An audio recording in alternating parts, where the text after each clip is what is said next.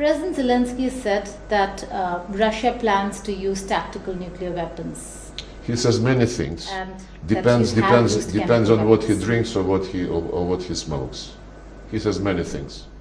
Good morning, everybody. It is 8:15 in downtown Nicosia, and I thought we would get to some of the news that is going on. You saw the opening segment of a short soundbite with Russian Foreign Minister Sergei Lavrov, and he was giving an interview to a publication out of India, I believe India Today or India Online or something like that. And the question was given to Lavrov, how do you deal with Zelensky? And the comments made by Zelensky, how do you deal with that? That was pretty much the gist of the question. And Lavrov was like, how can you deal with a guy who's drunk half the time and high the other half of the time? That was pretty much what Lavrov was hinting at. And that is the worst kept secret with regards to Zelensky, that he has a problem with the white sugary powder stuff. The worst kept secret in the world at this moment in time. And, you know, the Russian foreign minister was just making a point that whatever this guy says is, you just can't take it seriously because it's either scripted and it's coming from the State Department or from NATO, or he's on one of his benders. And so how can you deal with a person like this? And that was Lavrov's point. But aside from that interesting segment that you saw, you also had in the interview the foreign minister saying that phase 2 of the special military operation had begun. And he wasn't really, a lot of people are talking about this because it's a very, very high up senior Kremlin official kind of kicking off phase 2 in the media. You know, he's going to the media and he's saying, yes, phase 2 has begun. But that really wasn't what Lavrov was getting at. And Alexander did a really good breakdown and analysis with regards to the Lavrov interview, where Alexander says, yes, phase 2 is underway. And for all of us watching on, it's interesting to see, you know, a phase 1 concluding, and then you have a phase 2, and it helps us understand and conceptualize the war. But for the Russians and for the Russian military, what's been happening in the Donbass has been an evolution from day one. It's been a process from the first day of the operations, and now we've gotten to the point where the Russian military, they're going to deal with these Ukraine forces that are trapped in this cauldron. We've gotten to the point where the Russian military is now able to address these 50, 60, 70, 80,000 soldiers stuck in the east of Ukraine. And the Russians have tried everything for the past 50 plus days. They've tried the negotiations. They've tried talks in Belarus and in Turkey. They've tried the humanitarian corridors. They've tried to somehow speak with, as the Russians call them, their quote-unquote partners in the West. And nothing's worked. And they've tried to deal with Zelensky as well. Nothing's worked. And so we've hit a point where the military in the Donbass is going to face annihilation unless it somehow surrenders, which would be the optimal option is for those troops stuck in the east to surrender. But either way, it's been a process. Phase 2 has been a process, and from day one, we've known that the big focus, the big military focus was in the east of Ukraine with regards to the Donbass. So anyway, that is what I wanted to say about the interview with Lavrov. I'll put a link to Alexander's video down below where he does a really good, deep analysis into this interview with the Russian foreign minister. And the other update that I want to give has to do, at least update on the ground with Ukraine, has to do with Azovstal. And yesterday the Russians gave another opportunity for these trapped Ukraine soldiers, foreign fighters, mercenaries, Azov guys, all of these people stuck in this steel factory The Western mainstream media says it's around 500. The Russians put it at around 2,000, up or down. But and they say there's 400 foreign fighters, foreign mercenaries there as well.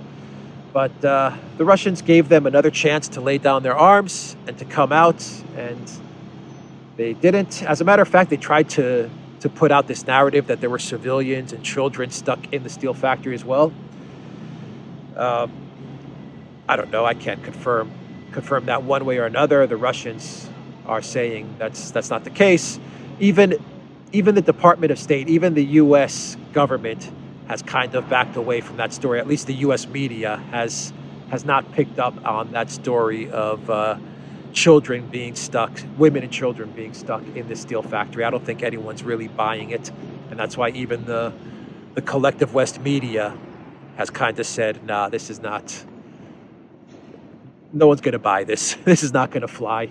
But what we do know is that the Russians are going to go in to the steel factory. So we had all these different options that were being floated, from flooding it to bombing it, bunker busting bombs. But what I'm getting right now is that the Russian military and the Chechen forces are just going to storm it. So that's the latest that I've got. I guess the solution is that they're just going to go in. And I guess they feel that these soldiers that are trapped there are are in such a bad state that they'll be able to take it within the day. Kadyrov, who's the leader of Chechnya, and he's also now, I believe he's got the rank of lieutenant colonel as well now in the Russian military. He put out a post on Instagram and he said that we're just going to go in and we're going to take the steel factory within a day or two. So we'll keep an eye out on that story and see how it unfolds. Because if they are going to go in, that means that we are going to see exactly what was down there, doesn't it? We're going to see exactly what was in that steel factory. Well, that is if the Russians decide to release information as to what was down there. But we're going to find out soon enough. Were there some interesting materials there? Were these 400 NATO combatants? Were they NATO combatants? Were they mercenaries, these 400 people? Were they very high officials? Were there certain generals there? We're going to find out, or at least I hope we find out. I hope the Russians, when they go in there and capture these guys, because I think they're going to capture them. When they go in, let's see what they release. We'll find out. Let's see within the day or two what happens. The other story, which is an interesting story, and I think it's worth talking about because it is a narrative shift in the United States, has to do with Trump's statements regarding the war in Ukraine. And why do I want to bring up Trump's statements? Well, yesterday we had a live stream with Robert Barnes, and I think he made a really good point. The fact that Trump is coming out with a statement against the war signals that there is enough support, a popular support in the United States against a U.S. Troop presence or intervention in Ukraine.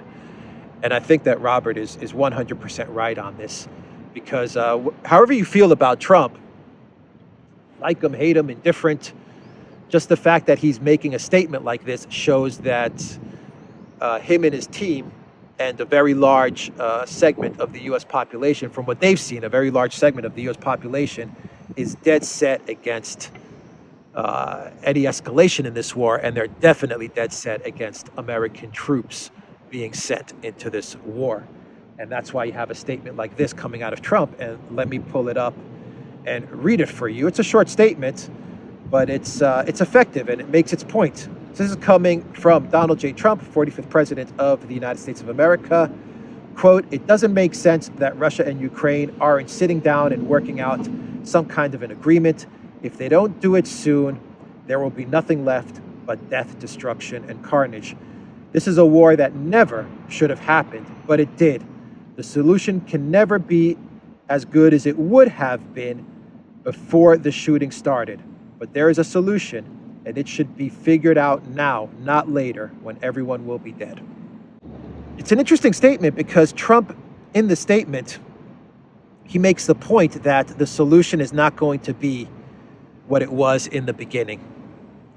Basically, Trump understands that the Russians are winning, and that at this moment in time, it's better for Ukraine and for Zelensky and the people that are giving orders to Zelensky, if he wants to save his country, to sit down with the Russians and find a solution. I still believe there is a very small window, a small opening, a crack in the door where the Russians, if the puppeteers of Zelensky are serious, they will work out a diplomatic solution. That's only if the puppeteers of Zelensky are serious and they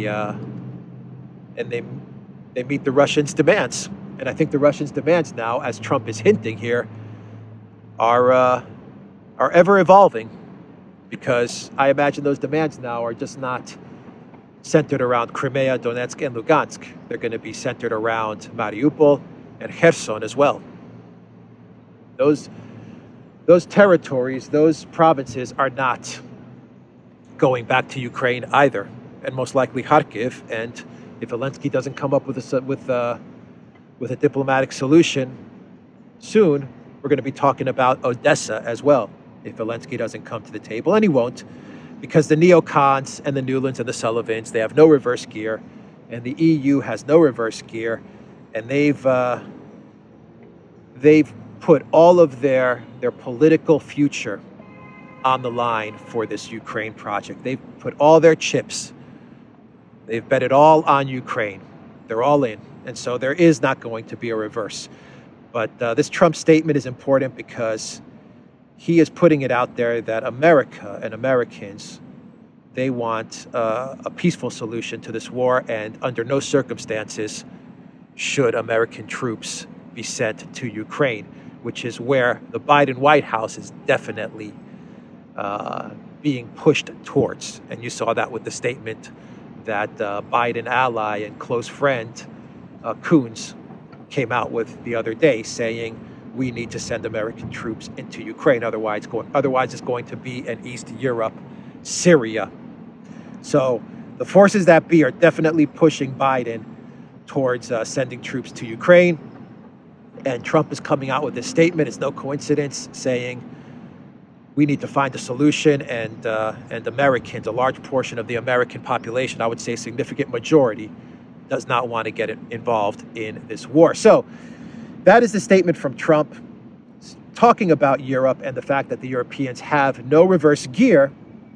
We have to discuss, I'm going to get to a clown world. I'm going to get to a really good clown world as well, and it's coming out of the U.S. I've got so many clown worlds. I think I've got enough clown worlds to last me for a week, but this clown world is great. But we have the clown world of the European Union, and you talk about no reverse gear. Well, the EU, according to, and I think it is Bloomberg, according to reports coming out of Bloomberg, the European Union will, without a doubt, place an embargo on Russian oil next week after the French elections.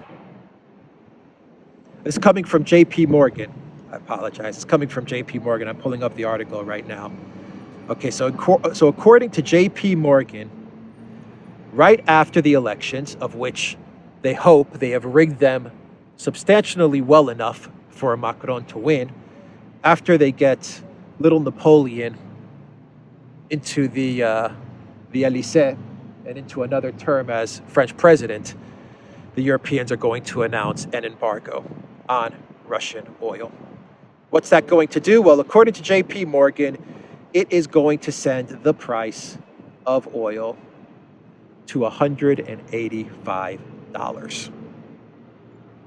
What kind of suicide is the EU committing? What is this? What the hell are they thinking? It's amazing to watch the European Union fall on its sword in such a reckless yet spectacular fashion. So they are going to put an embargo on Russian oil, and you better believe it that sooner or later, Germany will be forced, because Germany's the holdout, they will be forced to also put an embargo on Russian gas as well. And there you will see the implosion and the end of an industrial and economic powerhouse, Germany. It will be the end of the German industrial juggernaut. The German industry that made amazing things, that has produced amazing products, is coming to a quick and swift end, thanks to this ideology, thanks to the Greens, to Braubach, to Habeck, to the weakness of Olaf Scholz, and to their commitment to this regime change, this belief that they're going to get some sort of regime change in Russia. This ideology is tearing Germany apart. And so the EU is going to embargo Russian oil. We're all going to pay a price. Inflation is going to just go up and up and up. So be it. Here's an interesting side note, though, to all of this. There are reports, credible reports, that Biden and the Biden White House is actually taking some of that reserve oil. You know, the reserve oil that Biden is drawing 1 million barrels a day from the U.S.'s strategic reserve. The oil that you're supposed to use, the petroleum that's there for an emergency use, for emergency reasons, like should something terrible and devastating happen to the United States, or some sort of terrible conflict happen to the U.S. or natural disaster. This strategic reserve that is there for a reason, Biden is tapping into it now in order to keep this Ukraine escalation going, and to try and figure out a way to decrease the pressure on prices in order to continue to justify this conflict. Well, he's actually shipping much of that oil to the European Union, to the EU. And I came across this article and these reports a couple of days ago because people are seeing some of the, and this is from Bloomberg, according to Bloomberg, they're seeing a lot of ships which is carrying this U.S. Special Petroleum Reserve, this SPR. They're seeing these ships that are carrying sweet crude to moving towards Europe, and they're documenting this movement. I mean, they're seeing this movement that's happening from the U.S. with this SPR, with this oil moving towards Europe. And the reason why Biden is drawing into this, into the reserves of the United States, is because they understood that sooner or later they're going to put an embargo on Russian oil. And the only way that they'll be able, in their minds, to keep Europe propped up in the short term is if the U.S. decides to ship their reserve oil to Europe, to tap into the U.S. strategic reserve and ship it to Europe in order to keep Europe propped up. That's why they're doing this. Joe Biden's decision to release 180 million barrels of oil from the U.S. Strategic Petroleum Reserve, 1 million barrels per day for 180 days, ending just before the midterm election, which the Democrats will lose in an avalanche, was meant to help lower U.S. gasoline prices because of Putin's price hike. Instead, it's heading for Europe. According to Bloomberg, citing a person familiar with the matter, the Suez ship Advantage Spring, sailing for Rotterdam, according to ship tracking data compiled by Bloomberg, received immediate emergency SPR sweet crude from Energy Transfer's Netherlands oil facility around April 1st for export. The Suezmax also received SPR crude from Aframax Eagle Hatteras, which loaded at some terminal in the first week of April. So they're loading it up with the U.S.'s strategic reserve and they're shipping it to Europe, because the plan all along was to embargo Russian energy. And they knew that once they put that embargo on Russian energy, and I'm sure they planned it for after the French election, I'm sure they've gone through this entire plan in their little tiny heads, in their tiny brains, and they said, after the French election, we're going to embargo Russian oil, then eventually we're going to embargo Russian gas, and our hope is that come autumn, the Zelensky regime, the Ukraine military will have defeated the Russians, and there will have been regime change in Russia, and then we'll be able to buy the oil from a broken Russian Federation at very, very cheap prices. Until then, we're going to have to find a way to patch up this deficiency in energy for Europe. And how are they going to do it? They're going to tap into the American reserves, and they're going to send that oil to Europe now. This is so reckless. This is so freaking reckless. The EU, by the way, is also saying they're going to pay for the Ukraine reconstruction as well. The EU has come out with a statement saying that they understand that they're going to have to be the ones providing the funds needed for Ukraine's reconstruction. Once again, from Bloomberg, citing sources in the European Commission. So the EU is now actually coming to the understanding that not only do they face this entire energy crisis, inflation, and economic collapse, food shortages, but they're actually coming to the understanding that they're going to have to flip the bill for Ukraine's reconstruction, whatever that even means anymore. It's going to be a reconstruction of what? A rump state Ukraine that's cut off from the sea, a little rump state northwest Ukraine that's going to be completely isolated and cut off from all of the energy resources and all the natural resources in the east, cut off from the ports and the sea to the south, flooded with guns, full of neo-Nazis, and this is going to be dropped onto the lap of the EU. Can anyone say European Union collapse come December? Come January 2023, can anyone say European Union collapse? It's incredible to see this going on. Germany, Olaf Scholz said the other day, he came out with an announcement the other day, a statement, and he said that Germany is going to actually, in order to arm Ukraine, in order to send weapons to Ukraine, Germany is going to actually pay weapons manufacturers to manufacture weapons and send them to Ukraine. This is how stupid this has become.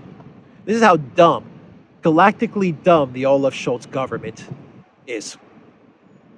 Their plan now, because they don't have any more weapons to give to Ukraine, they don't have anything left in the stockpile.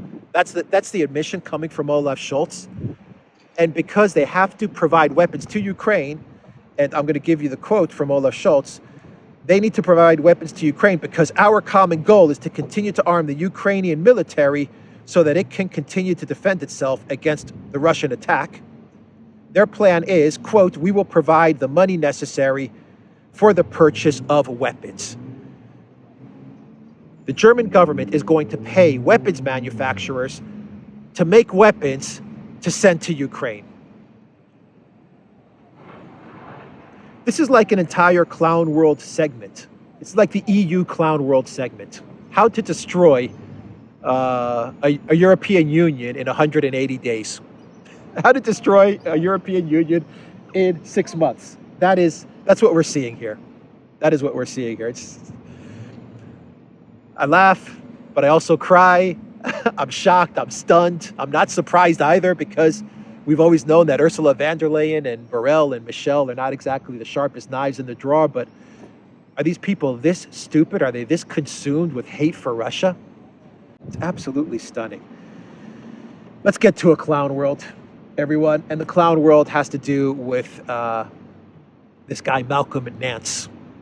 So this guy, Malcolm Nance, who's an MSNBC contributor, this guy was a huge anti-Trumper, virtue signaler, race baiter, Russia hater, you name it. This guy still believes in the veracity of the Steele dossier. He still believes that that document is true. He's probably the only one on the planet that still believes in the Steele dossier and Trump-Russia collusion. Anyway, in this latest virtue signal attempt, this latest scripted theater, because that's what this is scripted theater, this guy, Malcolm Nance, actually says he's in Ukraine now and he's going to fight with the Ukraine foreign legion or whatever the hell they call it, 20,000 foreigners who are in Lviv right now ready to take on the evil Russians.